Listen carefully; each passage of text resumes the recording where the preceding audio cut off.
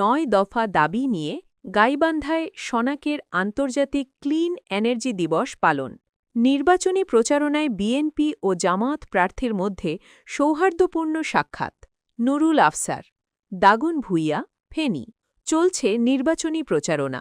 আজ ২৬ জানুয়ারি ফেনী ৩ আসনে নির্বাচনী প্রচারণায় মাঠে নামেন বিএনপি মনোনীত প্রার্থী জনাব আব্দুল আউয়াল মিন্টু।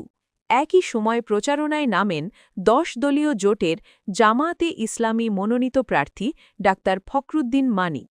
নির্বাচনী প্রচারণাকালে হঠাৎ করে বিএনপি ও জামায়াতের দুই প্রার্থীর মধ্যে মুখোমুখি সাক্ষাৎ হয়। এ সময় দুই প্রার্থী একে অপরের জন্য দোয়া কামনা করেন।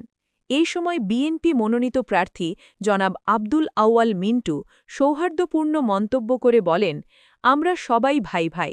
এই সংক্ষিপ্ত সাক্ষাৎ এলাকাবাসীর মধ্যে ইতিবাচক আলোচনার সৃষ্টি করেছে। দীর্ঘ ১৭ বছর পর নির্বাচনের মাঠে প্রার্থীদের মধ্যে এমন সৌজন্যবোধ, শুভেচ্ছা বিনিময় ও শান্তিপূর্ণ নির্বাচনের অঙ্গীকার পেয়ে স্থানীয়রা সন্তোষ প্রকাশ করেছেন।